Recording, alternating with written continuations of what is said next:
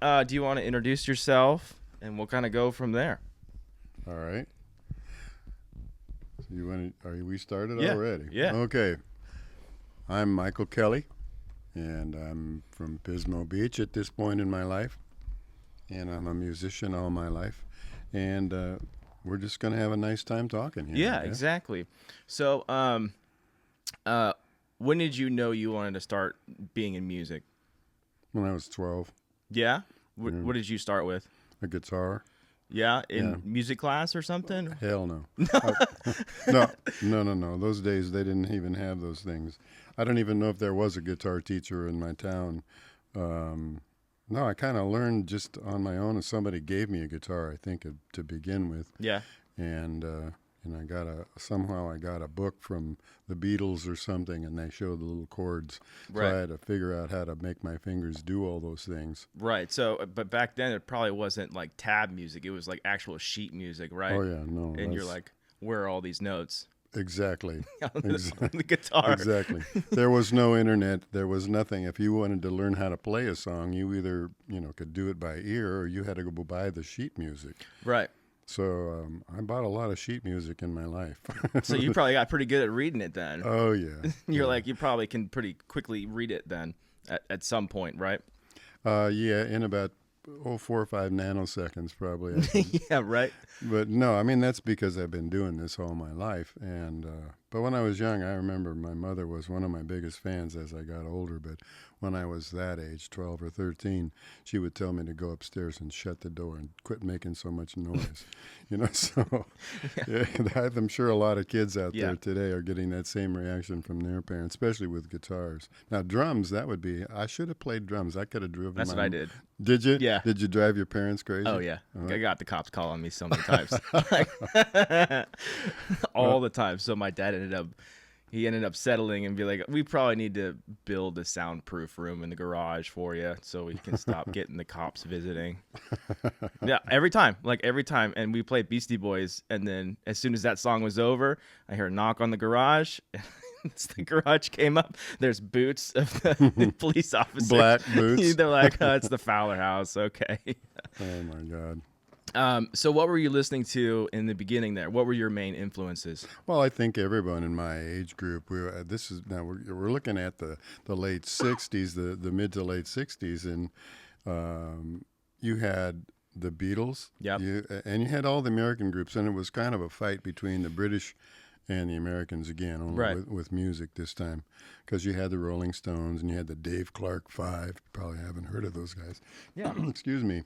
And of course the Beatles, and you got Motown right on the American side. you got Motown, but I think most of the people I grew up in Spokane, Washington. I think most of my friends were fans of like the Beach Boys and Jan and Dean and that kind of stuff. Elvis Presley was pretty popular at that time. So yeah, that's kind of what we grew up doing. And I bought a Beatles book, and I followed along, and later learned that was probably the best thing to do.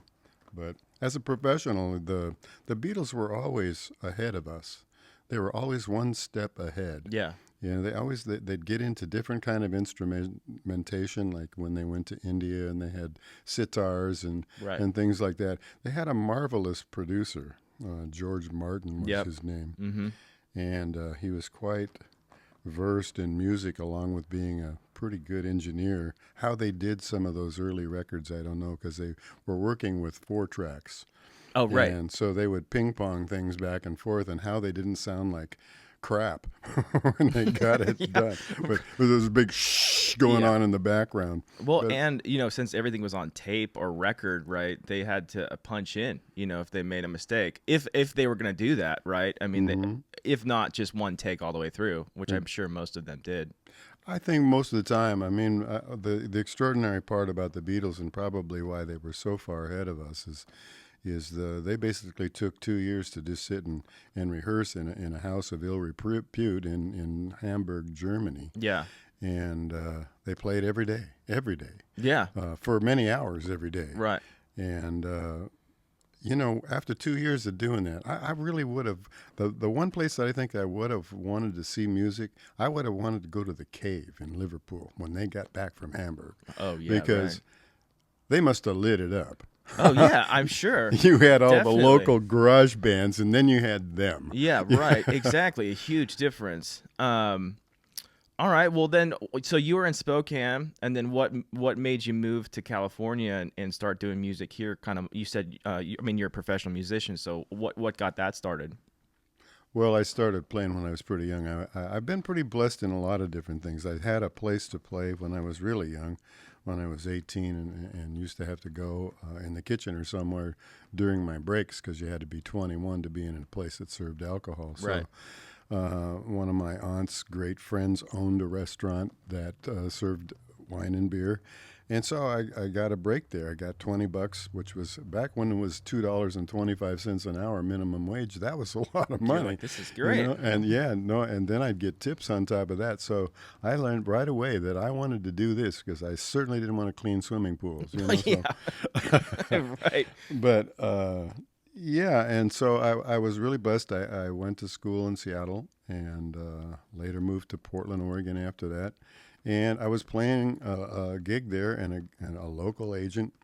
You'd be one of the few people that I met or meet that I'd like to bring up because his name was Oliver Pacini, and I never saw him again. But I remembered his name because he introduced me to my manager. And my manager was the real deal. He had already been in the business. He was retired. He was 72 when I met wow. him. And he had only 5 of us, and he did it just for his own little hobby. He'd come into his office on every day and stay there till noon, and then he'd go to lunch with somebody. It was in Beverly Hills, and he was extremely well taken care of with money. He didn't need money. Right. And I never had a contract. We had a handshake, and I'd give him 10%, and then I had to pay the agent, whoever it was, wherever it was. Yeah. And as long as I did that, he kept doing it. And I'd have to tell him when I wanted a break because he'd just book me. He just book you out. Yeah. Yeah. And so... So are you traveling? Is that what you're doing? Or are you traveling locally? Oh, no. I was on the road. On the road? I played just about every city in North America, including Canada. So, yeah, I was very lucky. I was very blessed for that because by the time I was 30 years old, I had 12,000 hours on stage. Yeah. So it's natural at that point. Yeah, and so when I got to Los Angeles and decided I'd try to attack whatever the music business was, I got jobs singing in the studios just because I was that much more tempered than other people. You know? So that helped a lot.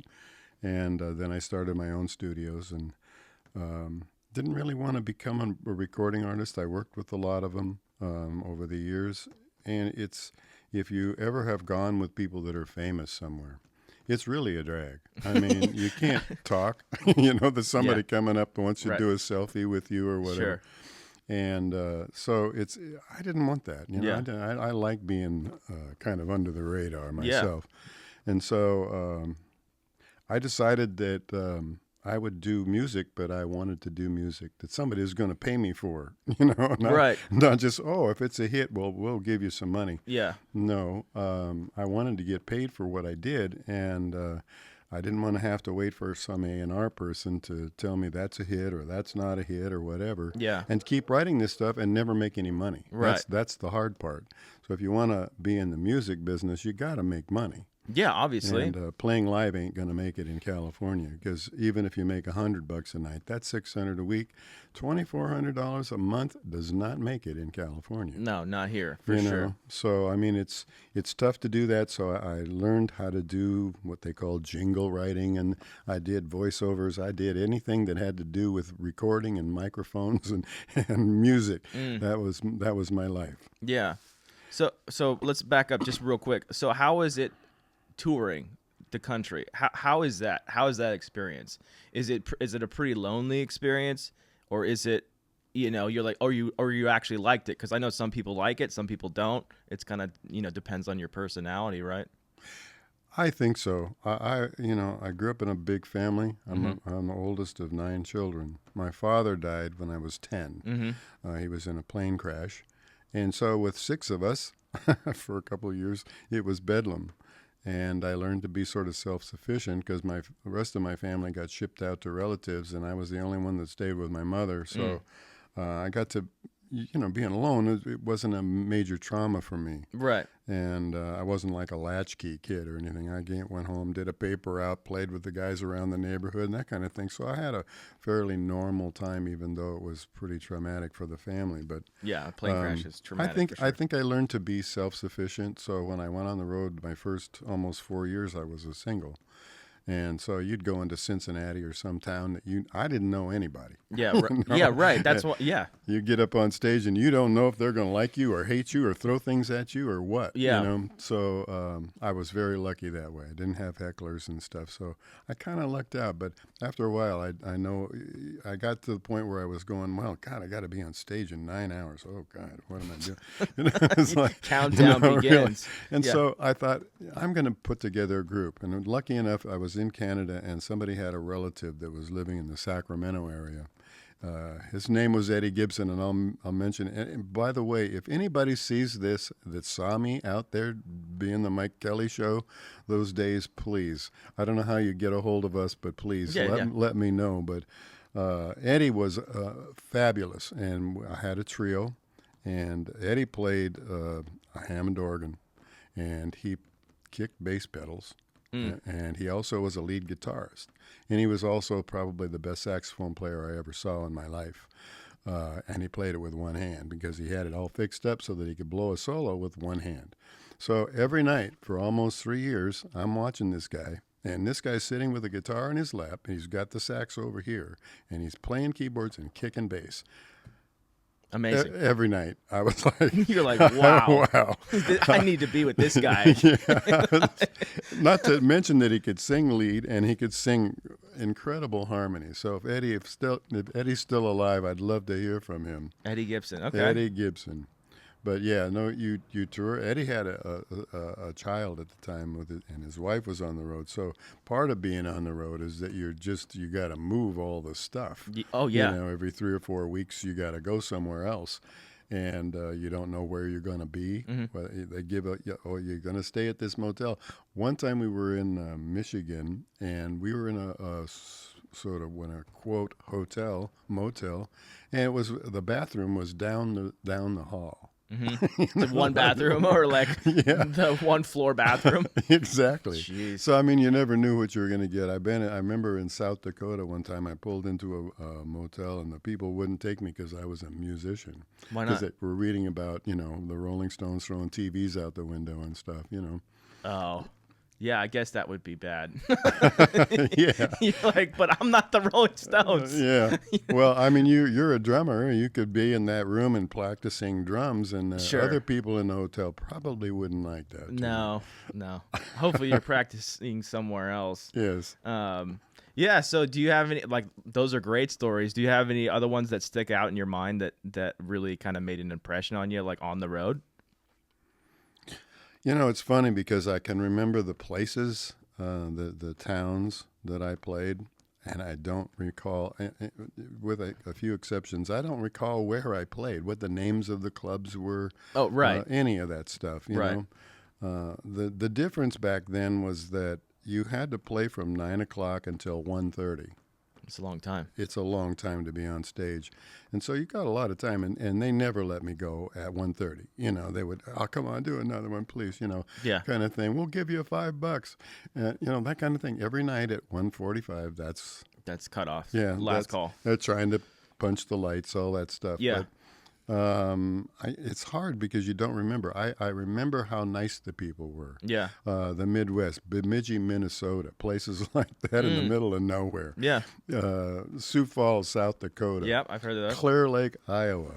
That was a funny one because somehow my band, which were younger than me, at that time I had abandoned the trio, and I had a 6-piece, and I somehow got this gig in this little tiny place in Clear Lake. And they met this kid locally then. He wanted to be in show business, and he had all these gimmicks and, smoke bombs and stuff. So was he your opening act? No.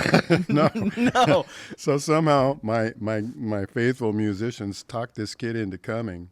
And so I'm playing like, Solitary Man from Neil Diamond or Yeah. something, and a bomb goes off in the Oh place. my gosh. And it had low ceilings. I'll never forget that. And the whole place just filled up with smoke.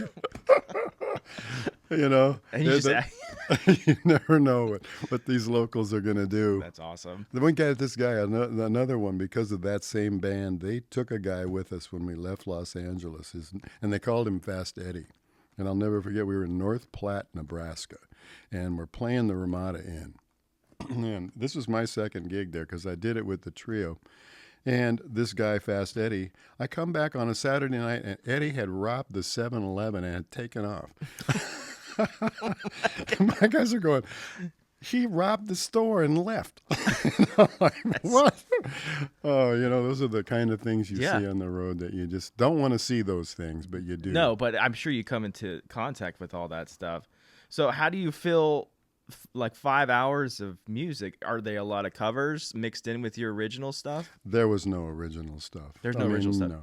No, and that's the thing that I see with kids, they're trying to play original tunes, and you've seen them. It's not good. It's not a pretty picture because they just don't know how to play them correctly. And secondly, nobody's going to come and see you except your close friends, and you have to threaten them to get them to come. Right, exactly.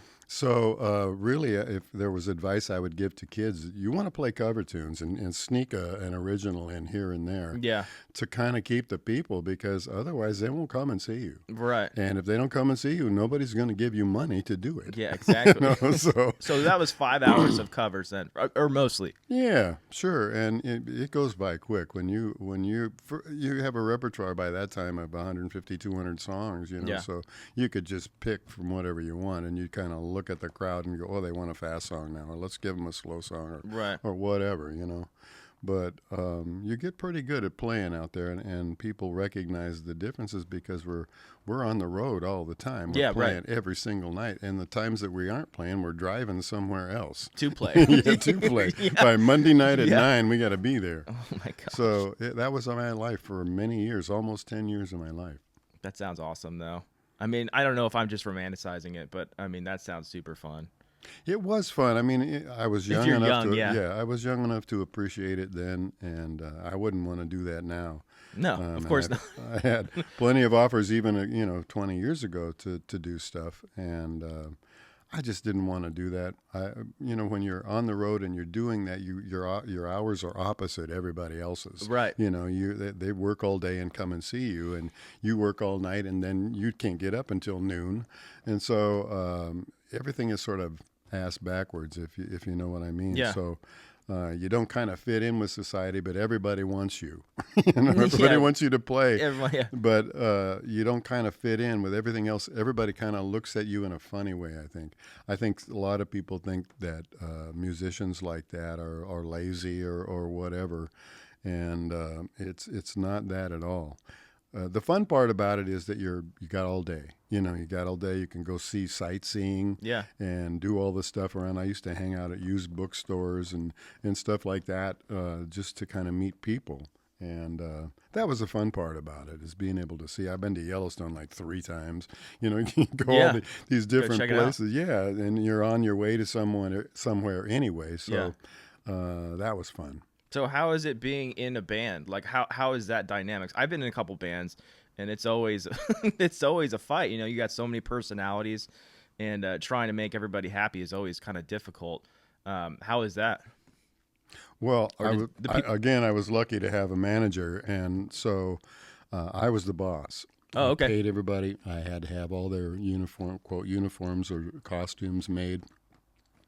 Late on, with my bands in the late 70s, I became a show group because my manager told me if we wear these clothes and we do a skit here and there, we get paid twice as much money. So okay, so we're doing that now. Yeah, we're definitely doing that. That's happening. So that's what we did, and so we had to do all that kind of stuff. But at the end of the day, I got paid and I paid them, and I didn't have arguments. And I was the arranger. I was, all the songs that we had played in the band, pretty much I had played at one time or another as a single, and or with my trio. So I was really teaching a bunch of young kids in Los Angeles when I first started that band. they were all in their early 20s. And they'd never been anywhere. They'd never seen snow. They didn't know what snow looked like. You know, you live in Orange County. You don't see a lot of snow down there. No, definitely not. And so I'll never forget the first gig we did was in Texas, and in Brownsville, Texas. And we played at a place that Dean Martin, I think, was the owner of this big nightclub there and a resort. And we each had a condo of our own. Oh, nice. It was really cool. Fancy, it was nice. like 80 degrees, perfect, right? Yeah. And this stage was, I swear it was twice as big as this room here, twice at least, just the stage. Yeah. So we were all way apart on the stage, and it's their first gig. Of course, they didn't do well. Oh, gosh. Yeah, because that's the way it is to do a shakedown. But, yeah, right. The next gig we did was in Winnipeg, Manitoba. Yeah. Okay. We drove to we had a week and drove to Winnipeg. Now Winnipeg, it was 80 below with the wind chill. 80, oh my so gosh, 80 that above there, is 80 below. terrible. Yes, you'd walk down the street and the snow would crunch. You know, Yeah. you've been in snow country, but it was pretty scary. Taking some California boys and taking them out into the winter. Yeah, they'd go. I remember my bass player asking me, "How come everybody has that plug-in on the front of their car?" I said, "Same reason you're going to have one by tonight." Right. Yeah. Okay, you put this thing in your oil thing and you plug it in and it keeps your engine warm, you know, Yeah, from freezing. Yes. Wow. So that's the kind of life you have sometimes. So, I wanted to ask, so I've had this fascination like online and on YouTube. You can see like live shows. Like there's this one that comes to mind specifically. There's this Lauryn Hill gig where she's at, and it's not her band, but she has to play with them. I think it's with that drummer, Questlove, and they are having a serious miscommunication between the two, and you can see it live. And she is just slaying because she's Lauryn Hill. I mean, she's so great. But I think the only person in the band was the bass player, and he's telling everybody, "Hey, pick up the pace. Hey, this song is too slow. Let's go." You know, and Questlove's like kind of like a lo-fi, you know, kind of on the back of the beat drummer, and he's like, "Come on, let's pick it up." And it is so fascinating, just watching the dynamics. Have you had any like situations like that where like, you know, somebody's not playing, you know, either in key or on time, or I'm sure you have. Can you think of any? Can I think of a time that didn't happen? No, I mean, I've had experience. My bass player took LSD before he went on stage, okay? And I'm singing Neil Diamond. I have no idea what he was playing.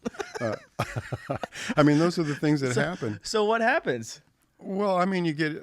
I have a really dirty look. When I turn around from the audience and I'm looking at the drummer and he's not going fast enough, I'm giving him really bad looks. Yeah, right. Like, pick it up. Get your ass moving right now. Right. Yeah, but if someone's on LSD, it's not like that you can probably break through that.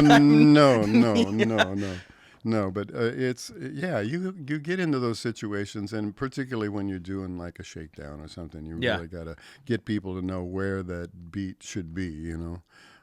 But that's the part of it that makes it a little easier is that I've always used drum machines. And when I was a single, I called him Freddie, and Freddie would play. And Freddie was like a Wurlitzer type little box back in the day. That's what they had. And I don't know if you ever heard anybody play a Wurlitzer, and they have this little drum thing that they play with. Oh, okay. You know, it's like a home organ. Yeah. Okay. You know? And back in the day, a lot of people had them. And this little drum machine wasn't like real drums. It was like sort of drum beats. Like but MIDI drum kind of thing. Well, they're pseudo drums. We'll call them pseudo drums. Sure. And, I know what you're talking about. If you did it right, it was cool. You know? And so I would always rehearse with my bands with the drum machine to let them know where I wanted to be. And that was a little bit helpful. I've been lucky too. Most of the time, I've had pretty good drummers. So Yeah. drummers can drive you nuts. Oh yeah. And I know that you are one. But mostly drummers, they take care of drummers. They take care of themselves. Yep. When you ask them about the PA, they're out talking to some girl. Exactly. That sounds right. In the parking lot. As soon as they got those cases, they're not going to see them again. You know? Exactly. Can you do those chords, Johnny? No, I got to go out to the parking lot. Yeah, So. I gotta go out the parking lot for sure. I mean, it's so fascinating because I see so many videos of people just, they don't know what key it is. They're playing live. People are like shouting. It's so interesting. I think there's another one with like Stevie Ray Vaughan and John Copeland, and they're both trying to figure out, because Stevie Ray Vaughan tunes down a half step, and he's like, but John Copeland's done standard tuning, so they're trying to like figure it out. What? Yeah, it's super cool because in about a half a second they're locked in. Yeah. And it's amazing. Oh, yeah. It's magic. I mean, yeah. it's magic.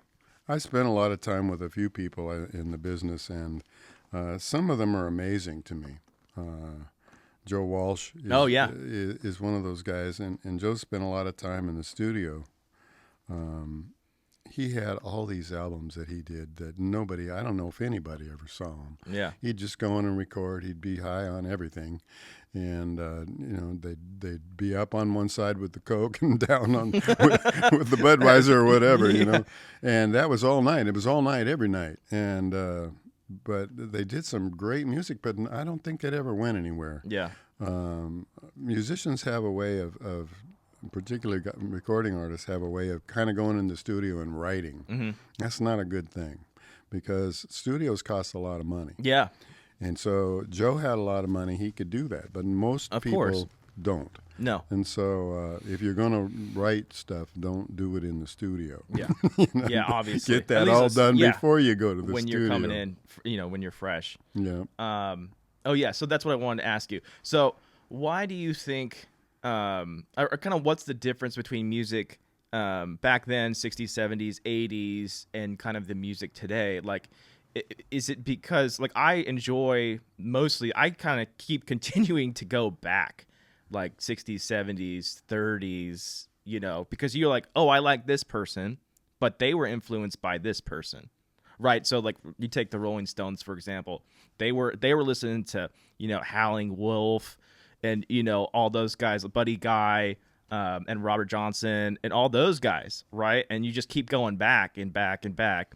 And, but a lot of those people like the 60s and 70s, like Rolling Stones and Beatles and, Stevie Ray Vaughan, Jimi Hendrix, all those guys, they were out of their minds. Right. Mm-hmm. On drugs. But their music is awesome. And today, I mean, yeah, I'm sure there's drugs, but it's not as, I don't know what the difference is. Like, other than that, I mean, I'm sure people are still doing drugs today. I mean, but it's probably not, they're not dropping LSD and stuff. It's probably just pot and maybe some Coke and stuff like that. You're not going to try to do things that are detrimental to what you're doing. Smoke some pot or something. Yeah. That's one thing. Doing Coke, for instance, that screws you up. Yeah, because right. It deadens out your throat. You can't sing properly. So, right. And the Beatles, I think they were a little more contained, probably because of George Martin. Didn't allow a lot of stuff going on in the studio. I know that they did their stuff aside, and they did do LSD at some point. Sure. But I don't think they were recording or anything at the point. But being a studio owner, a former studio owner, and watching people rehearse. Yeah. I had also a rehearsal area, and there's a lot that kids don't know. The problem is that they think they're ready to be recording artists because they know how to play, they know how to sing, they've got it on stage before. That's about 20% of what you need to know. Yeah. You need to know about copyrights. You need to know the about business side. Record companies and what do managers do and what's a song plugger and what do they do at a publishing company. All of those things are really important to understand, have a basic understanding of contracts. So most musicians aren't there. Even guys my age don't know what to do. Right. And that was kind of what was one of my missions, to try to teach Educate people. Get your copyrights done. Yeah. It's not that expensive to do that. And there's a lot of things that could be helped that were are different now than they were then. There was a lot more people playing music. Excuse me. There were a lot because there was a club on every corner. Yeah. Back in the day, there was a lot of nightclubs, and everybody wanted to play there, and Right. everybody wanted music there. And so there was a lot of live music. This was way before the disco and all that. Disco came in the mid-'70s, around 75, 76, in that era. Yeah. And it ruined whatever was going on by the 90s. All those agents that were booking those clubs were gone because the clubs were gone. They were disco clubs.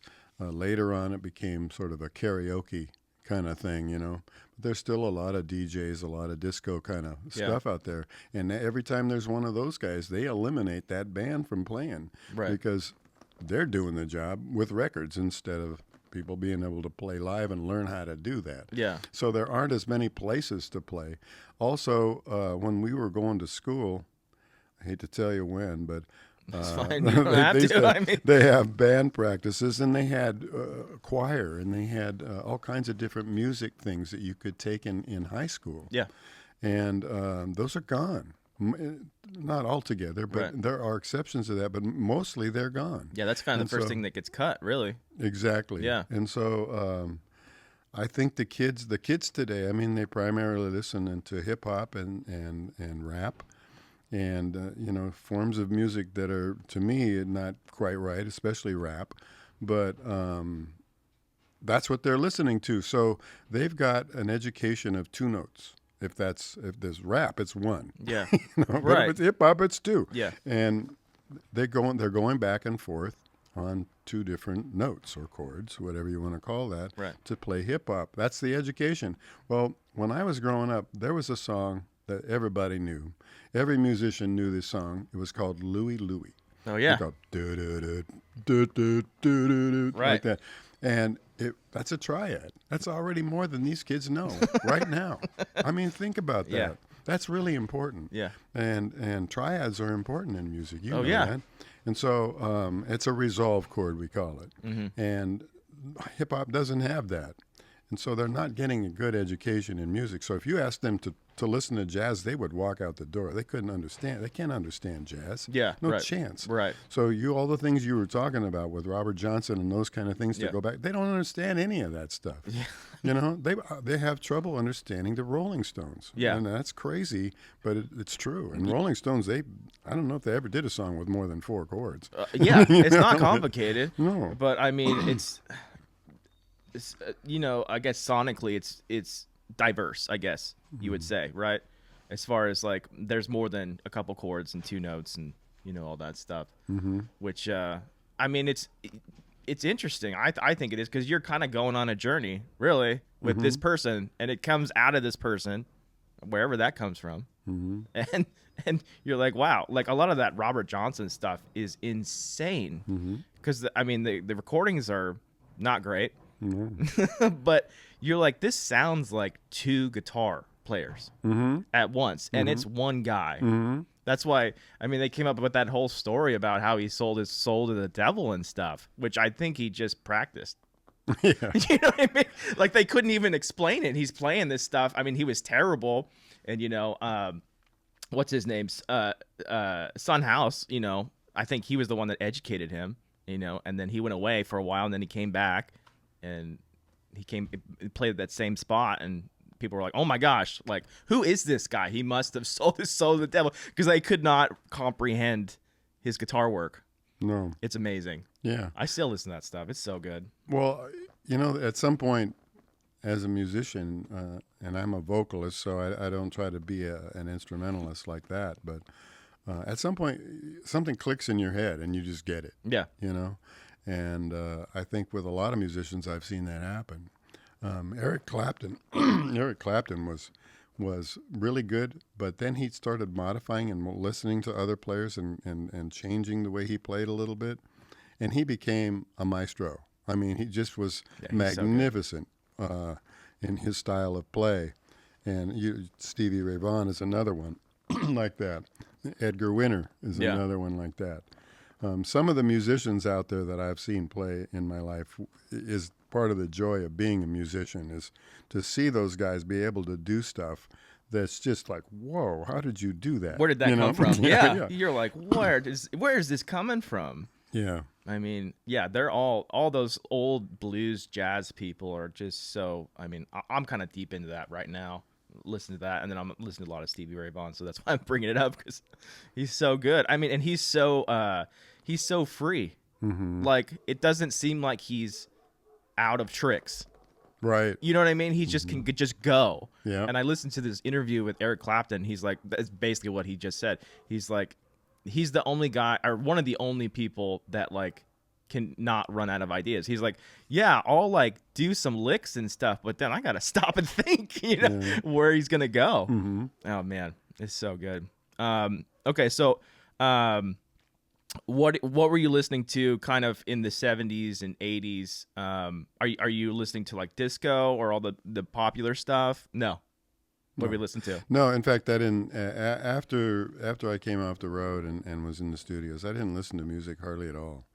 They would put me in situations where I would go in and we'd be doing recordings on stuff that I didn't even know what it was. They would just ask me to do things, and I would do them. Later on, I learned that we were called the Wrecking Crew, and that they were working with producers that were doing different bands and stuff.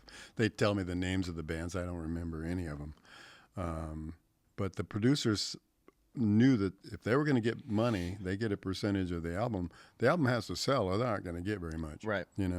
And so when their vocals weren't what they should have been, they'd bring in people like me or Lee Greenwood. A lot of different people that were now famous started that way. And they would fix these songs. And, of course, the band would go, God, I sounded that good. No, you did not. That was Lee Greenwood that sang that song. But no, that's and so any kind of work that you could get, and that's what I did. And it took a long time because nobody trusted you. They didn't know what you could do. Right. And so it took a while of a proving ground for the people in L.A. to trust that I was going to do what they wanted me to do. Right. And then you become part of a clique, and there was a lot of cliques. Yeah, I'm sure. I mean, the Steely Dan clique. There's a whole bunch of people that have played all around with different people. There's a lot of really good musicians that have played with dozens of different artists. Yeah, well, Steely Dan hired a bunch of like the best artists for their albums, right? Yes. Absolutely. Yeah, Bernard Purdy is like that drummer, so good. I mean, one album. Well, and Russell Kunkel and with Jackson Browne and I mean the guys that have the money, the guys that are hooked in correctly, they're great. But what you don't see are the 25 other bands that are doing stuff in studios that never get any recognition whatsoever. Yeah. And if they are good enough and they're competition to somebody's act, they'll give them money and then they'll shelf their stuff. I mean, that's dirty. Clive Davis, Yeah. Oh yeah. Okay, so you might know the story, but at one point he was brilliant. I mean, he signed everybody who was anybody. Yep. He signed Loggins Messinas. He Mariah signed Carey. Well, way before that. He signed Blood, Sweat, and Tears in Chicago and Janis Joplin and on. Simon and Garfunkel, all those guys. And they would literally get bands in that were any competition to those guys, and they would, record them, and then they'd shelve them. No, try to get marketing because they're competition with my band. I don't want that to happen. So then what how do you, I guess you probably don't know, but like what makes a band pop? What makes them choose one band over the other then? Well, you probably don't, I mean, in that decision making. I don't know. Yeah. It's pretty irrational, and today, today there's really not anybody that I would even talk to in the record business hardly, just because they don't know what they're doing. There's marketing people that are running record companies. Seems like it. Accounting people. Running attorneys running record companies. Right. They don't know shit from Shinola. Yeah, about definitely music, about music for sure. It was wonderful back in the day. You had people like Herb Alpert. You had Quincy Jones. Oh yeah. You had people you could go talk to. Herb Alpert knew what it was like to be on the road. Yeah. He knew what the problems were. He'd faced them before, and so it was nice to talk to somebody that understood your life. Yeah. Right. it's kind of hard to be a psychologist if you don't understand, the people that you're dealing with. Yeah. And it was helpful because they gave you confidence. They let you know that this is what you should do in the studio. It's a little different, and kind of teach you a little bit. I don't see a lot of that going on anymore. I think the only place that's going on really now is in Nashville, where they're still producing some great music there. Yeah. And I've heard that Austin has a pretty it's coming up vigorous recording industry going on.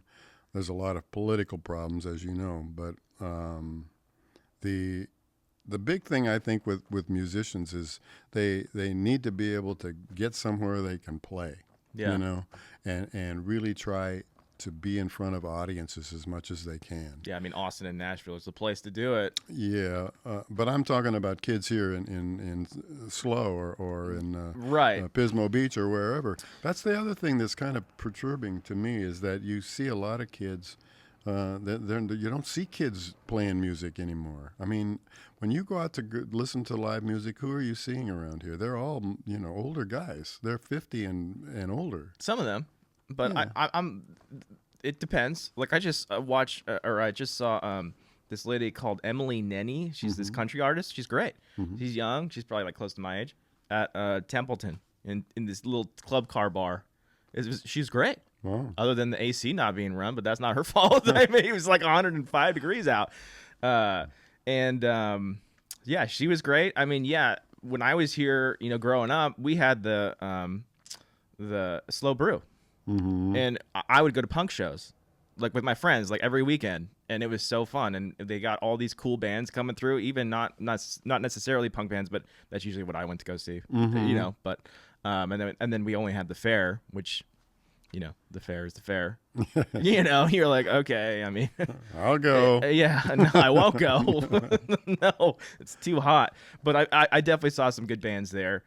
So I think they're trying to, but I mean, yeah, it's hard to, I guess, support maybe that, business now. I don't know. I mean, I don't know. But they definitely had more shows when I was growing up in the early 2000s, late 90s. They play at Boo Boo Records. They have the Grange Hall and Cal Poly. They do a lot of shows there too. What is the Grange Hall? It's not. I mean, I don't know if it's there anymore. But it was in San Luis, right behind Vaughn's, like near the Goodwill. It was like this super sketchy bar. And you're like, oh my god! I just live close to there, so I'd walk there and I go to the shows, and you get like like alcohol from people, that slip you alcohol. They're like, this is great. You're really gonna mess up some 16-year-olds out there, Yeah. They have the Blues Society. If you ever went to the Blues Society, they're up there at the Armory. Do you know where that is? Where's that at? It's up on the, I want to call it, it's way up on Monterey Street, I think, where you get off the highway further up toward Morro Bay. And it's at the top. It used to be like an armory, but it's a big hall now. Oh, yeah. I know where you're talking about. They have a little cannon sitting out front. A little tank. Yeah, they got. Anyway, the Blues Society had their bands there, and being a person that was pretty much in the pop industry when I was doing music stuff, didn't get much into the blues guys. And I've seen some blues guys there that make your hair on your arm stand up. I mean, just these guys, and you never heard of them. I never heard of them, Right. And they just are magnificent players. I mean, whoa, Stevie Ray Vaughan kind of quality, Yeah, right. Really incredible musicians. And I know that that's been less and less. There's been problems with the Blues Society getting things done and stuff recently. But back in the day, I mean, I think they're the oldest blues society in the country. Really? Yeah. Oh. I think it started back in the 50s. So yeah, this has been around a long random. time. Anyway, that's a fun thing if they ever get that going again. Yeah. But, what was I gonna say? Oh, I used to work at the Fremont when it was a movie theater, and we we're bored young teenagers, so they had this like notebooks, and it had dates of when people came to play. And it was like who they were, and it was like Jimi Hendrix, Janis Joplin, the Doors. Really? Yeah, and it used to be like a concert hall. Yeah, I heard that. It was like amazing. I'm like, wow. Jimi Hendrix was from Seattle, and when I was a young Right. man, I met Jimi Hendrix, And Jimmy was very quiet at that time. Mm-hmm. You know, he was kind of shy in a way. He wasn't like you remember Jimi Hendrix at all. Right. And there was a bar in Seattle. It was owned by a guy that used to be with a group called the Ventures. Okay, yeah, I've heard And that. they're an instrumental group. And I think his name was Nocky Edwards. And Jim would go in and play with these guys that were playing, just sit in. And he could play anything, right? I mean, you think about him playing all this rock stuff, but he would pick, and he would do country stuff. He was an amazing musician, Yeah.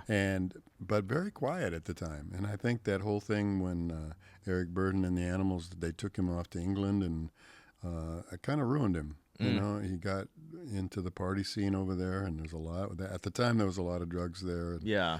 I think he really got into it, and that's did him in. Yeah, definitely. You know, so you see those things happen in your life, and the same thing with the Doors. You know, the guys that you know they consider themselves invincible or something, that they can just do anything that they want because they're stars. You know, Right. you see that happen a lot. That's one thing that's hard about being in Los Angeles, for instance, with a bunch of, quote, stars, is that a lot of them have ego problems. Oh, yeah. And they just, they're all the time narcissistic. You want to just slap them and say, shut up. You're not as good as half of these people in this room, dude. Right. You know? Yeah, totally. I don't have a lot of experience with musicians, but when I was doing photography, yeah, I mean, it's the same. Like, it was a lot of actors, directors, some musicians. And yeah, it was like, everyone was going to be the next thing, because I was doing a lot of headshots at the time. And they're like, I'm going to be in this, and I'm going to be in that, and I'm going to be a big star. Or I did like a couple music videos out in Palm Springs when I was living there. And she had a record deal, and, you know, she's like, I'm going to be a big star. And I don't know what happened to any of these people. No. But they make you feel like crap. Yeah. Especially being a photographer, they could really care less. You know what I mean? They're like, you're below me. I'm like, okay, I think we're equal. I think we're just people. I mean, you know. So going back to the drug thing, kind of, but I wanted to get your thoughts on, like, a lot of those people, Jimi Hendrix, Janis Joplin, you know, Kurt Cobain, a lot of those people died at the same age. 27. Yeah. Why do you think? I mean, I don't know if you have any thoughts on it, but why do you think it's that age specifically? Or they just see, you're like, oh, the first person does it, you know, and then they're like, oh, I kind of want to be like that. Or if it's even planned. No. Probably not. No.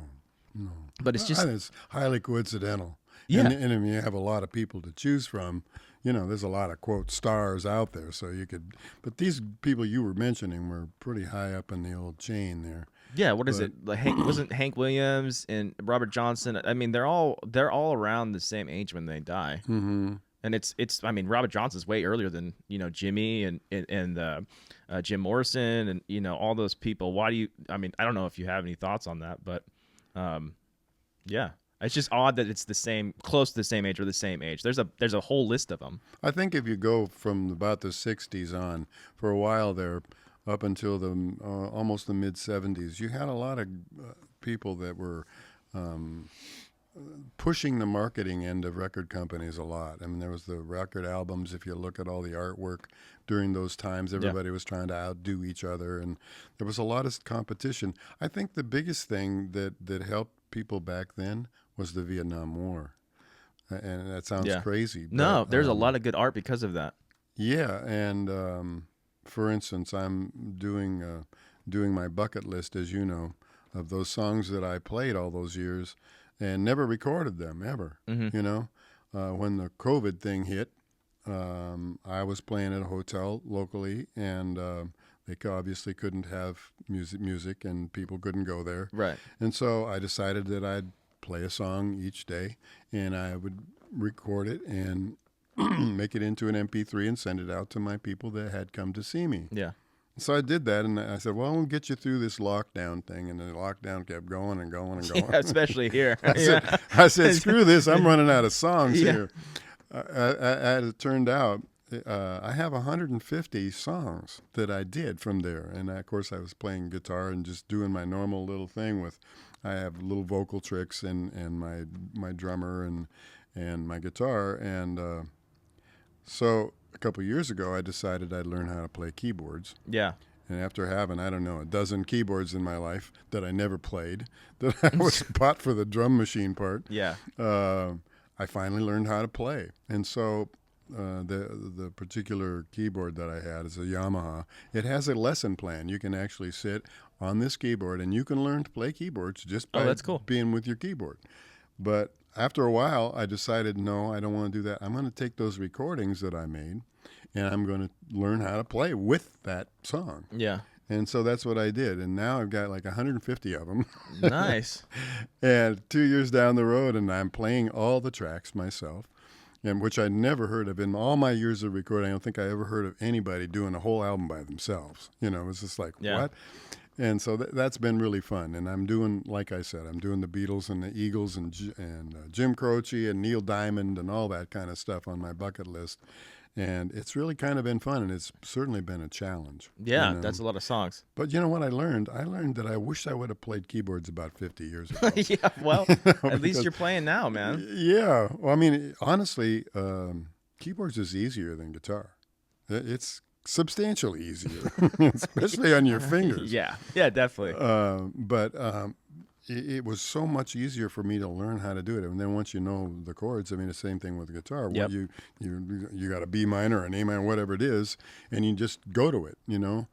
When you're first learning keyboards, obviously you don't know how to do that. Right. But once you do know how to do it, it's so much easier. Yeah. I mean, you don't have to go in like this trying to put your... yeah, right. Yeah, definitely. Trying to fix your fingers so you can play a C chord, you know. Right. That's part of the learning thing, and I wish I seen more people out there doing that stuff. You know, even keyboards. I'd be happy to help people with keyboards because I think they're really, really fun. Yeah, I think a lot of the people are online. You know, they're playing with themselves a lot. You know, there's a lot of like short videos of them. You know, I know there's this bass guy that just rips. There's a guitar or a drum guy that's, you know, he's been doing it forever. And a couple like young ladies that are, you know, just shredding online, and they just play it by themselves, which is fine. And then they share it, and you know, they're like, "Hey, check it out," you know. Mm-hmm. And that's a lot of like I see stuff, you know, is like modern music. Mm-hmm. You know what I mean? Well, the thing that's missing there is how are they going to get any money for doing what they're doing? Well, I don't know specifically, but I know a lot of these big channels, they get money from sponsorships. You know, which is kind of dirty. I mean, I don't know if it's dirty, but, you know, like they have a big enough following that, you know, either the drums will follow them or, you know, a guitar company will follow them, a string company, pick company, you know, a mic company, you know, whatever it is. And then that's how they make money, kind of. Yeah. And then they sell, like some people, I've seen this one guy, he just does songs online and it's all ad-libbed and he has people just tell him random words and he makes songs out of it. It's pretty amazing, actually. Yeah. And then he can sell that song online. Like I bought a couple of his songs. Really? Yeah. It's awesome. Like because it's just on the fly. I mean, Yeah. I don't know if it is, but you know, you never know. Well, it kind of is. You know, I'll tell you a story. Well, of course, Mac Davis, you know, Matt was part of Mac's act. He'd go out, walk around the audience, and they'd give him words, and he'd make them up. He was Mac Davis was an incredible writer. But like Robin Williams, I had the privilege of watching Robin in Las Vegas. I watched his rehearsals. Wow. And he had all these props on stage with him, and he had lines for every prop. You know, it's when he did it live, and you're watching the show, you think, God, that guy's crazy. How does he do all that stuff? How does he remember all that stuff? He does it over and over again. He's got a pencil over there, a pen over there. He's got some little hat over there, and he knows he's got 10 lines for each one of those things, and he can just boom, boom, boom, knock them off. Yeah. And that's what people don't know, that he did all that rehearsing, learning how to, you know, present all these things by himself in hours and hours and hours of rehearsing. Yeah. You know, Yeah, he's amazing. it's and that's something you can't teach. You know, you can't teach discipline. Yeah. Someone needs to have. If you're going to be a musician, you're going to be a stand-up, you're going to be whatever. You have to have discipline. Oh yeah. You know, and you got to push yourself and make yourself better by pushing yourself. Definitely. You know, that's the only way you're going to get better. And practice for sure. Practice, yes. Practice a lot. Rehearse, and more rehearse. Yeah, absolutely. So what are you listening to now? It's funny because you asked me that before. I don't listen to music. No. Primarily because if I'm going to write music, I don't want to write something and have it in the back of my head from some song I heard. Yeah. So for years and years, I haven't listened to music. I listen to like sports talk radio. Oh, okay. And so I don't know what's going on in the world Yeah. of music. Here and there I hear a song, but I don't listen to music radio, Yeah. So Yeah, not radio. yeah, you're the one that would know a lot more about the music today than I know. I mean, I don't really listen to the radio either. I just kind of fall into things that I like. Well, you seem to do a lot of research from things that are going on the internet, which is really good because it's easier than radio in terms of finding things and actually playing them. I think that's probably a good way to do it. And you're actually visually seeing these people, not just hearing them. Yeah, I mean, I'll go on and try and find stuff that's like really complicated that I'm like, how did this person do it? Like originally recorded, like, like a Foo Fighters Everlong song, or like, I don't know if you've heard that. We can listen to it later. And it sounds like the drums are overdubbed. Mm-hmm. You're like, there's no way that this one person can do this. And then I'll go to like a drum YouTube guy, and he'll play it all the way through, and I'll be like, oh, that's how they did it, or at least close to. I mean, there still probably is a little bit of overdub to it, Mm-hmm. but then the same with guitar. There's like a lot of crazy guitar stuff, that you're like, how did they do this? And the person just plays it, and it just like it's nothing. And you're like, oh my gosh! Like I've been watching a lot of like Stevie Ray Vaughan instructions and stuff, and I'm like, man, I don't even know how you get to that point. You know what I mean? It's so much practice. Yeah. And I learned recently that he would play with the thickest gauge strings, which I didn't know. Mm-hmm. And his fingers would just be shredded. Mm-hmm. And I'm like, oh my, it's like almost like playing like acoustic guitar, Mm-hmm. I'm like, wow, that's even more impressive. And then this guy broke down a lot of the influences that he took from Albert King, especially where he plays on the neck, and then a lot of the hammer-ons he pulled from Jimi Hendrix, and it's just all these little elements that make Stevie. It all went through his filter and then came out Stevie Ray Vaughan, and you're like, oh, that's from that, or that's from BB King, or that's from and you're like, well, I think as a musician, as a vocalist, I think the same thing happened. I grew up. My mother was a big Johnny Mathis fan. Okay, yeah, and I probably couldn't have had a better vocal instructor in the whole world. Yeah, he's great. He is just impeccable as a vocalist. He does everything right. His breathing, his intonation, his everything is perfect. And so you're not really listening to it to take anything from it. You're listening to it. I would sing along. I was vacuuming the house or whatever. Yeah. Sing along with all the Johnny Mathis stuff, and that really helped a lot. Once I think I was in 7th grade, and I was made to stand up and sing something like Carolina in the Morning or some silly song. Yeah. And I got up and I did it, and I shocked myself. I actually shocked myself. I think it's the first time I ever realized that I could do this. Mm-hmm. I could get up in front of people and not make mistakes and sing. And that was a big turning point for me. And I think for all musicians, there comes a point where you realize, hey, I could do this. I can do this stuff, you know, and I can do it in front of audiences, and I can be proud of myself for doing it, So that's at some point every musician has to learn that, or you're just not going to be worth a shit. Right. Definitely. And so the other thing is that people they say, well, I get afraid and I can't get up in front of people and stuff. And that's a tough one. It is. You got to kind of force yourself to do it, and you can do it. It's a mind thing, did a lot of rehearsals, and I saw a real famous person that I was working with. I was about to quit, just say, I'm not doing this. This is too much. And went in his dressing room, and he was throwing up in the sink. Okay. Still nervous. Yeah. Everybody's got those nerves. And I remember Jim Seals told me one time, he says, if you don't get nervous, you're not worth a shit. Really. I mean, probably, yeah. If you're not afraid that you're going to do a bad job, then you're not worth anything to me. Yeah. And that's really true. And these people that write songs, that's another perspective.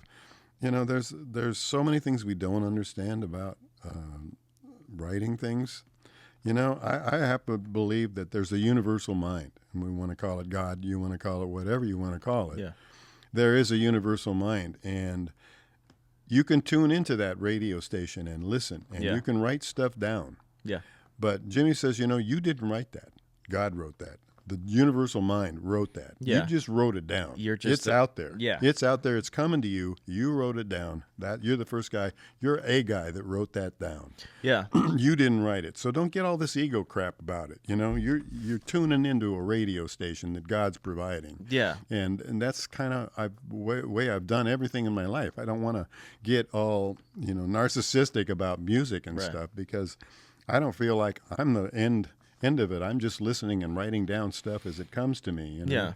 So it's a little different way to look at it, I guess. Yeah, a lot of people describe it, a lot of those artists describe it as just kind of being a conduit for, or a receiver of whatever's coming in. Exactly. And it's, I mean, I haven't had that with music, but definitely when I was doing photography and doing portraits, you just get in this zone, and it's almost like you're not there. Mm-hmm. And you're making decisions on lighting and posing and framing, and it's all kind of fluid. And after the fact, you're like, what just happened? Mm-hmm. Like this all just kind of came through. Mm-hmm. I was almost like I wasn't there. Mm-hmm. And the pictures turned out great. Mm-hmm. And I was always trying to chase that dragon. Always. You're like, that's something that, that's why I always like doing photography, because that's, I try to get back to that zone always. And, anyways, but yeah, a lot of people describe it like that, which is very interesting that, people across the world that are making music have the same feeling towards songwriting in some kind of capacity, right? I think so. Yeah. I think so. When I first went on the road as a single, I had a lot of time alone, and I used to write poetry and kind of trying to write songs and stuff, but I don't even know how many thousands of songs, not songs, but poems. Yeah. And just learning to do meter and doing rhyming and all that stuff, and just gibberish at some level, but learning how to do that. And that's another thought today, because you see kids that are having trouble with the language itself. You can't write lyrics if you don't really understand what you're saying to people, Yeah. And I think because of the technology that's out there, the cell phones, the texting. I see kids. I can't even think that fast. They're doing with their thumbs and this texting and stuff, and they're using all these shortcuts. And it's important that you learn the language, and learn how to write that language. It's a real problem right now for our young people. Yeah, because that part of their life is not good. They're not learning how to write things down. Yeah. Yeah, it's definitely different. Like, because I have a daughter and she's listening, and not that the music's bad. I mean, at least I think it's bad, but it's so different. It's less, like I was talking about earlier, it's sonically diverse. And so like, I'm like, at some point I forced her to turn it off, and I'm like, let's go watch something like on YouTube. Like I put on Stevie Ray Vaughan the other day, and I was like, this is like the pinnacle of like musicianship. Like this guy has so much control over this guitar. It's insane. Like, but the most popular artists are like, not that anything's wrong with Taylor Swift, but like it's a stark contrast to that stuff that people were listening to in the 70s and 80s. Like it's almost no comparison, No, I know. And she's doing her thing, and that's all good. I mean, she's doing a 3-hour show, and good for her, and she's getting her money, but I mean, it's like, I want to go to something like that. And maybe it's just because I'm getting older. You too. Maybe it's a little bit of that. I think that the experience of seeing. I remember when Elton John was young, and he did some concerts, Benny and the Jets, that kind of stuff, where he was just all over that piano. I mean, just like, and he was just like, it was fun to watch him because he was just going nuts. Right. I mean, totally going he's crazy. Great. Yeah. And I mean, he's amazing. You see some of these guys and you watch them perform, and Eric Clapton and others that are just masters at what they do. It's hard to go back to listen to these kids that are trying to be that, and they're not. Right. It's hard to listen to. Or if they even know who those people are. Oh, no. You know what I mean? No. I mean, there is people that are, I mean, I'm like I said earlier on the email, I made you a playlist. So there's a lot of like full bands that are playing their actual, instruments, which is great. And they're going on tour, and that are like today, and it's all great music. But it's so hard to find. Yes. Well, It's I mean, there's a lot of things that are standing in the way for kids to be in music, like music, because, I mean, when we were growing up, when I was growing up, you could go to a concert for $10 yeah, and well that see too. Yeah. whoever. But now, I mean, it's just an ungodly amount of money to Yeah. go see somebody, and the young guys, the B list, the C list guys, they can't tour. They cannot because they can't make enough money. Yeah. And so you got a handful of A acts out there that are doing touring. Right. You know, maybe the Stones and the Eagles or somebody like that.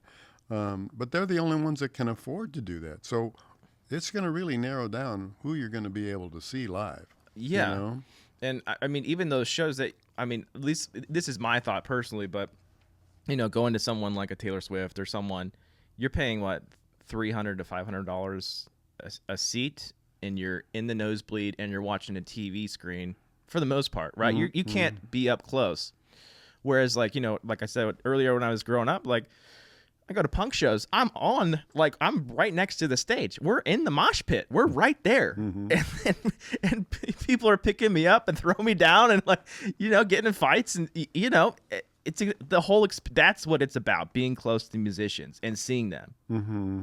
And I mean, I saw Green Day and we had those crappy seats and we snuck through when the security guard turned his back. We snuck into the ground floor.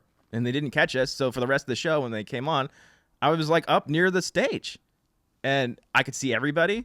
I saw all three acts, and Green Day played like a 3-hour show. It was like one of the best shows I've ever been to, and it was a big arena too, like, you know. But it was on their American Idiot tour, and it was a stud lineup. Even before them, they played Twist and Shout and We Are the Champions. I'm like. And Billy Joe's like 5 feet tall, and he's so good. It's the best show ever, and they have so many hits too. You're like, oh, they have that hit. Oh, they have that hit. You know, because they've been bands since the late '80s. Yeah. I mean, they're so good. Thinking about it, be a band from the late '60s, like more hits, like the Eagles. Yeah. The Eagles. Yeah, I mean, I met the Eagles in Orange County with Jackson Brown years and years ago. In the early 70s. Mm-hmm. You know, Jackson Brown grew up in Garden Grove. Okay, yeah. I think he went to Garden Grove High School. Wow. And I hung out with all the Nitty Gritty Dirt Band guys. Chris Chris Darrow and all those guys. Yeah, those guys are great too. I remember being in his studio. Randy Sterling used to be Neil Diamond's bass player at a studio in Tustin. Okay, yeah, I know where that is. That's where everybody would hang out. And I remember they came in. They were playing a group. The group was called Stone Pony, and they were the backup group for a woman. Her name was Linda Ronstadt. Oh, I know her. Yeah, yeah. She's cute. She's amazing. Wonderful talent, and she's a really nice person. And so are they. So are Don Henley and Glenn Frey. Those guys. Jack Timken and all the guys that were hanging out. Yeah. They were all really nice people. They were, they were musicians that didn't have a lot of that crap going on. You know, the David Lee Roth kind of stuff. Oh yeah, you know, hair metal. Yeah. Yeah, and it's just where you just like, you know, cool it, man. You're not that cool. You know, it's just like, come on. Yeah. You're a normal person where you wearing go tights. crazy. Come on. Yeah. I mean, how serious can you be? You're wearing tights. Let's go. Well, Rod Stewart, maybe. I don't. Fair enough. And that guy's he's still doing it. He's still singing it. Yeah. But yeah, the whole attitude of music today is so different. Yeah. I mean, like I said before, there were so many more places to play music if you were a young musician. Yeah. You know, and you didn't make very much money, but the point is you got experience standing in front of an audience and playing. Right. You know, and it's hard to do that today. Because the guys that are my age, they're going to take your job because you can't play as good as they can. Yeah, you know. Right. So I'm kind of worried about that. I wish there was some way we could communicate with some of these people that might see this show and steer them in the right direction. You know, to try to get their stuff together as a business. You know, for music or photography or whatever. You know? I know it's the same thing. It's just kind of taking a dump, really, unfortunately. Let's go back to hanging out with the Eagles and stuff, if you don't mind. What do you think the song Hotel California is about? There's always a mystery about that. I don't know, and I didn't really say that I hung out with the Eagles, but this was before they were the Eagles. Oh, okay. And I took off soon after that and was on the road again. But when people aren't famous, Yeah. even if they are, there's a lot of people. I mentioned Jim Seals before. Danny Seals, his younger brother, was England Dan of England Dan and John Ford Coley. And I was a partner with John Ford Coley in Los Angeles in the early 90s. Yeah. And, those people don't have egos. They don't think of themselves as something that is slightly better than humans or something. Yeah. I don't know what, I've never understood that really. I never did understand how people could get these egos and pull it off. I mean, people actually go along with them pulling it off. Well, they have everybody around them saying yes. Yeah. Yeah, and it's people should say, enough of that. That's You would think so. Yeah, You get yes men around them. Yeah. Well, of course, that's what and the brown noses we call them always show up in those situations. Yeah. But I don't know. I wish that I could make some way to help some of these young people that are striving to be musicians and maybe teach them which way they should go and give them some lessons on, things that they should know if they're going to take this on as a real business for their life, Yeah, I think a lot of them, at least from what I see, is doing a lot of videos online, which is it's fine. It's just different. Mm-hmm. It's not touring with a band. It's in your bedroom playing and getting an audience. Because I mean, this drummer that I follow, he's a pretty big drummer, but he's been doing it for 4 or 5 years, putting videos out, and now he's like, I got an audition for a band to go tour now. So he's gonna go on a world tour. And he's gonna come back and he'll probably do more videos after that. But he's like, hey, I gotta cut this video business out because I'm gonna be on tour for however long, 6 months, whatever it is, Really? Yeah. So he got an audition, and he's like, well, this is the song that they sent me, so I'm going to record this video, my audition video, and now I'm going to send it to them and see if I get the gig. And he ended up getting the gig, and there's a lot of that.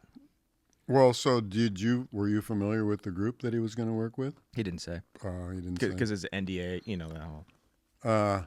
Well, there's not a heck of a lot of people being able to tour. You mentioned Taylor Swift. Well, that's because she's a big name, Right. If you're someone that Paul McCartney or the Eagles, Yeah, but you can get away with that. But who else can do it? There's not a lot of groups out there. Not a lot of groups, yeah. That can make money doing it. Yeah, it's a lot of small tours, like the Foo Fighters, like it's more like my era, Foo Fighters and Metallica, those guys. They're all arenas, which is like, I get that they have to, play those big shows to make money, but also it's like, unless I have $1,000 to throw down on a ticket, it's like, yeah, you're not going. I don't really want to. So who is going and who's paying for it? The rich people. I don't know. Yeah, you know what I mean. I mean, these kids, they're going to these things. They don't have the money. You know that they don't. They don't work. But the rich parents do. Yeah. I mean, how many rich parents are there?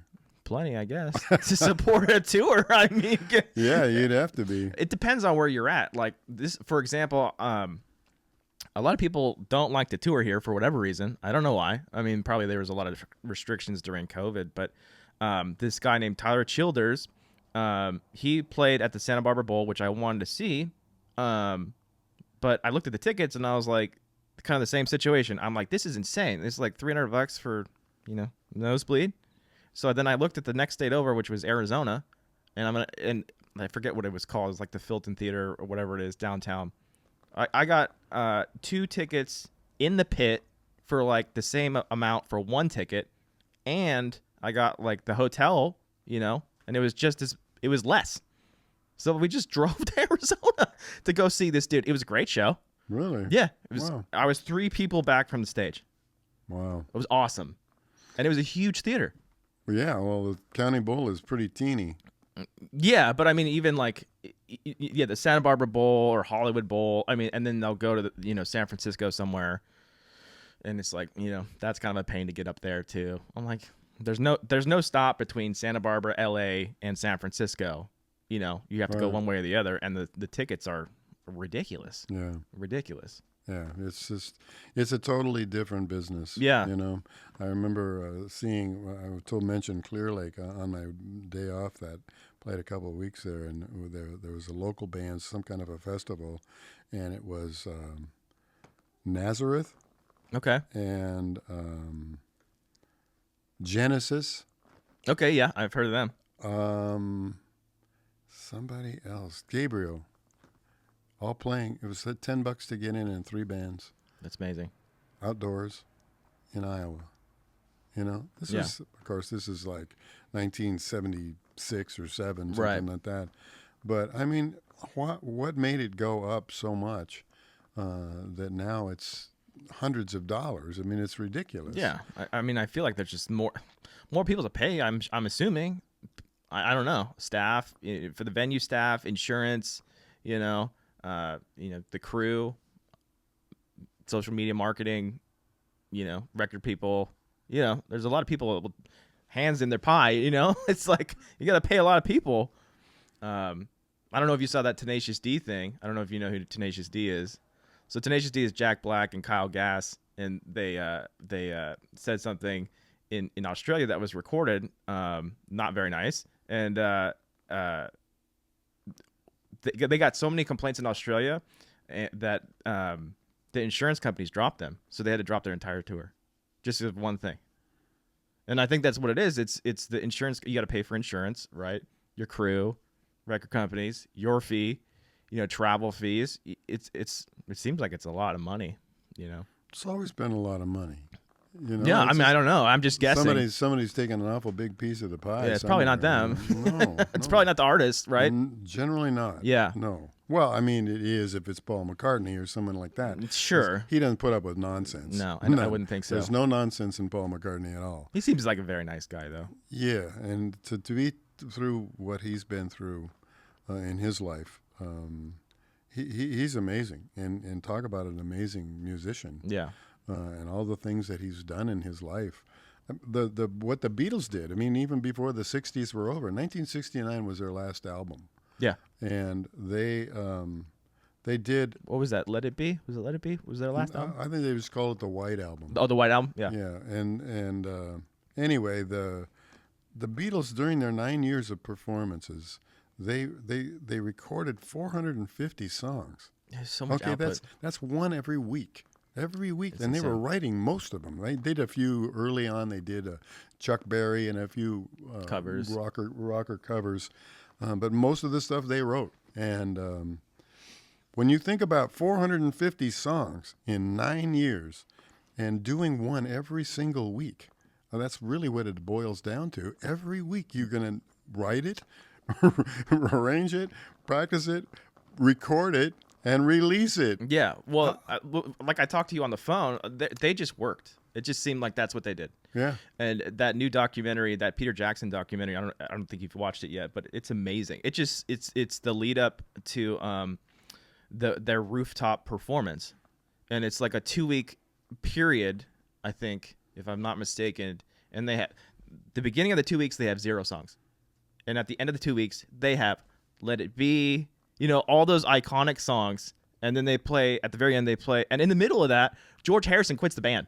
He's gone. Like he pieces out, and they do a venue change, and then they do the performance on the roof. And I think one of the performances they keep, and one of them they don't, or like something happened. And what's really interesting is they all get up in the morning, show up to the studio at 8, work till 6, every single day. Mm-hmm. And I'm like, that is why the Beatles are the Beatles. Exactly. I mean, that's it. And the only other group that I know that did crazy stuff like that was the Eagles. Yeah. Now, who are the 2 biggest selling groups in the history of music? Both of those guys.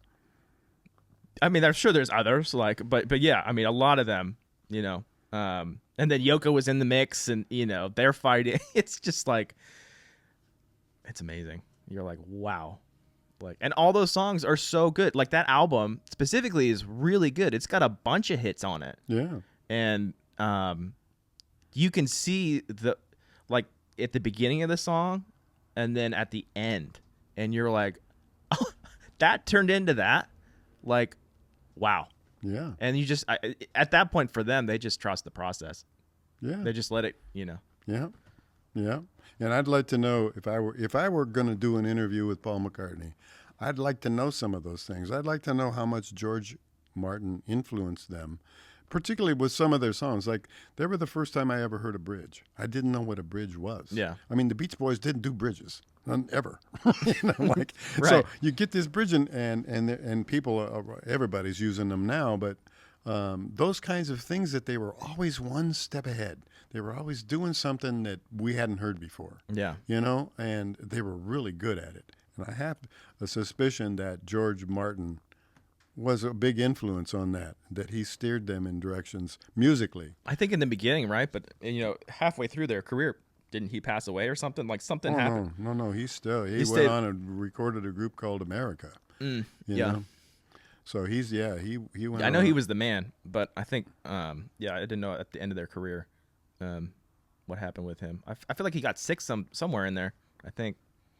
But well, you don't hear a lot about him, and I don't really know if anybody ever wrote any kind of a biography about him, but I'm sure he was a big influence, and he certainly was the guy that technically was able to do the things recording-wise that made them sell.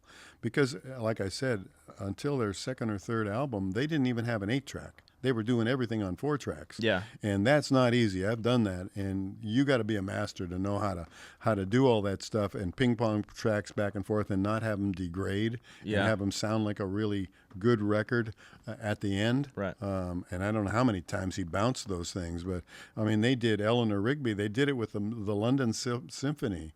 How do you do that? Yeah. I mean, a 4-track. How do you do that? So I mean, he did things that were just remarkable, and I think the other thing that they did is they kept introducing other instruments. They would have horns, and they would have things from other countries, like sitars. Sitar, and, things that nobody thought of, ever, and it really changed the way a lot of people thought about music, I think. Well, they got into, at the later years, like George Harrison got into Buddhism and and the gurus and all that stuff. So he kind of went that route, and that's probably what's brought them in, all transcendental meditation, yeah, and all that stuff, and that probably influenced their sound a little bit. Well, and I know that they did some experimentation with drugs with Lucy in the Sky with Diamonds and that kind of stuff. So they did some things that were unusual. Nothing like what was happening with Jim Morrison and the Doors and their craziness. They weren't doing heroin and things like that. No. And I think were they one of the first ones, if the first one, to do like a concept album? I feel like they were, right? Like Sgt. Pepper. Yeah, maybe. I mean, they were there was cross things going on in that point. I think everyone was trying to figure out what to do with music. Yeah. Because, first of all, it was brand new, and the electric guitars didn't even come out until the 50s. Yeah. And so it was the industry itself, the television industry, that had to figure out what to do with these musicians. Yeah, right. And so, I mean, then you had the people on Saturday morning with the cartoons and stuff, and the Beatles had their own little cartoon show for a while. But Ed Sullivan really is what put them on. Oh, sure. Yeah. I mean, Ed Sullivan made a lot of people, including the Rolling Stones. Yeah, right. I think he was going to have a heart attack. He was so opposed to trying to have Mick Jagger on that stage. But, I mean, those were days that everybody was trying. I mean, everybody was trying to figure it out. Nobody had a PA system. If you look at the Beatles at Shea Stadium, they played it. It's a joke. I mean, they were on stage with a bunch of Vox amplifiers, and they were playing over the PA system, which is not good. No, that's meant for the baseball guy, right? But that's the famous concert where they just stopped playing because they like over the screams, right? Yeah, you couldn't hear them. You couldn't hear them. No, and the funny part, you see these old cops, and they're all walking around in the bleachers, and these women, these young 12-year-olds, are all passing out and stuff. Not a whole lot of that anymore. No, not any of that anymore. But so there was no PA system. If they had a PA system, they would have used it. Yeah. Nobody had one yet. And so it took a number of years after that before Bill Graham and some of these guys that were doing the big concerts in San Francisco and Los Angeles and other places could have a PA system that anybody could hear anything. Right. You know, I think the first one was maybe the big concert in New York. You know. Yeah. Well, the first time that they put up a wall of sound that people could hear, there was like 1 million people there. You know. Yeah, you got to put something up. Yeah, you got to do something. You got to do something. Yeah. So, I mean, yeah, all those things, I mean, in my lifetime, all those things have changed. Yeah. And now, I mean, it's just remarkable the technology that's available. I mean, we started out with 2-inch tape and mixing down to cassettes finally, and then to DATs, and then now it's CDs and DVDs and all that stuff, even little USB stuff, flash drives. All that stuff is being utilized in music now. Yeah. And none of that stuff was available. I mean, you just had to do everything on big tapes, you know, and if you fixed something, you had to cut the tape and splice it together again. You know? Yeah, some people go back and do that, you know, which is really interesting. Yeah, no, I spent a lot of hours doing that. Yeah, use the old ribbon mics, and you know, there's a lot of people doing that now. They're going back to that. Oh, sure. Well, because they're very good quality mics. Yeah. You know. Very sensitive. Yes. Yes, they are. Yes, they are. I did my whole album on an SM58, which is not good. But I mean, that's all I have. And, you know, you don't want to just, I wasn't really trying to do it as an artist. Right. I mean, and it can't, you've heard a little bit of it. It's starting to come out pretty good now. Nice. So I'm excited about that. Nice. All right. Well, let's kind of wrap this up. Is there anything else you want to add? I don't think so. If there's a way, I don't know how this all works, but if there's a way for people to write to us and, you know, ask questions, yeah, I'd love to hear those, and especially I'd like to hear if there's anybody still alive out there that saw me play somewhere. Nice, you know. Yeah. All right. Cool, man. All right, let's wrap this up. All right.